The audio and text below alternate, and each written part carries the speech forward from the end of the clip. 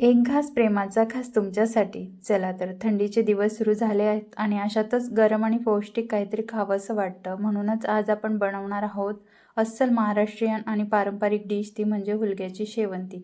त्यासाठी ते लसूण, लाल सुक्या मिरच्या आणि जिरे याचा ठेचा बनवून घ्यायचा आहे.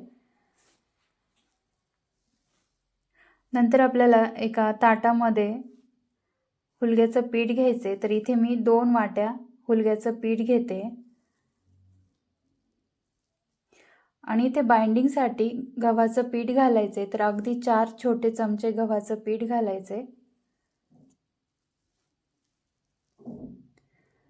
आणि इथे आपल्याला आता मीठ घालायचे आणि लसूण मिरचीचा ठेचा आणि कोथिंबीर घालून हे छान मिक्स करायचे आणि थोडं थोडं पाणी घालून याचा घट्ट गोळा होईपर्यंत आपल्याला हे पीठ मळून घ्यायचे.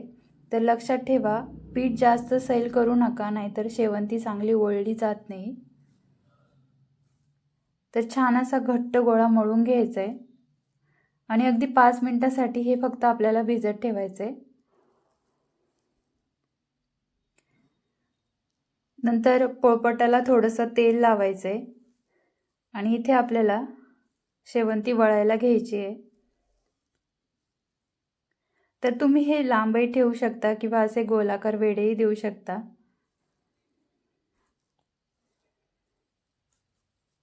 तर हे हुलगे शरीराला अत्यंत उष्ण आणि आरोग्यदायी असते, म्हणून थंडीच्या दिवसात खाल्लं गेलं पाहिजे.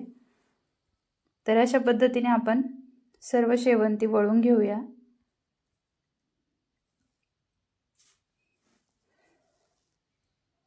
तर इथे आता सगळं झालंय. तर आता इथे थोडंसं पीठ ठेवलंय, तर ते आपण नंतर बघूया. तर आता कढईमध्ये 3 चमचे तेल घालायचे आणि तेल चांगलं तापलं की जिरे घालायचे. जिरे तडतडले की हिंग आणि कोथिंबीर घालायची आणि पाणी घालायचे. तर इथे 4 ग्लास पाणी घालून घेतलंय आणि मीठ घालायचंय. तर लक्षात असू द्या, पिठात पण आपण मीठ घातलं होतं, म्हणून इथं अंदाजानेच मीठ घालायचे आणि उकळी आली की मग आपल्याला शेवंती पाण्यात सोडून घ्यायची आहे. तर उकळी आल्याशिवाय पाण्यात शेवंती घालू नका, नाहीतर तुकडे होतात, म्हणजेच विरघळली जाते. आणि असं छान मिक्स करायचंय. तर इथे थोडं पीठ ठेवलं होतं, त्याच्यामध्ये थोडं पाणी घालायचं आहे आणि हे छान असं मिक्स करायचं आहे आणि हे शेवंतीमध्ये घालून घ्यायचे, म्हणजे रस चांगला घट्ट होतो, म्हणजे दाटसरपणा येतो. तर आता इथे हे पाणी घालून घ्यायचं आहे आणि मिक्स करायचं आहे. एक उकळी येऊ द्यायची आणि इथे आता आपल्याला झाकण ठेवायचं आहे. नंतर झाकण काढायचं आहे. तर आता रंग पण बदलला आहे, म्हणजे इथे आपली शेवंती शिजत आली आहे.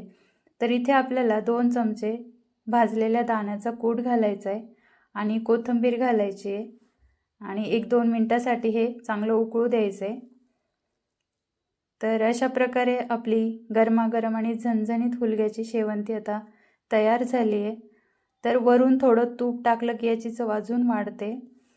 तर तुम्हाला ही रेसिपी कशी वाटली मला कमेंट्समध्ये नक्की सांगा. व्हिडिओ आवडला असेल तर लाईक करा, शेअर करा आणि आपल्या चॅनलला सबस्क्राईब करायला विसरू नका. पुन्हा भेटूया अशाच एका नवीन रेसिपीसह. थँक्यू.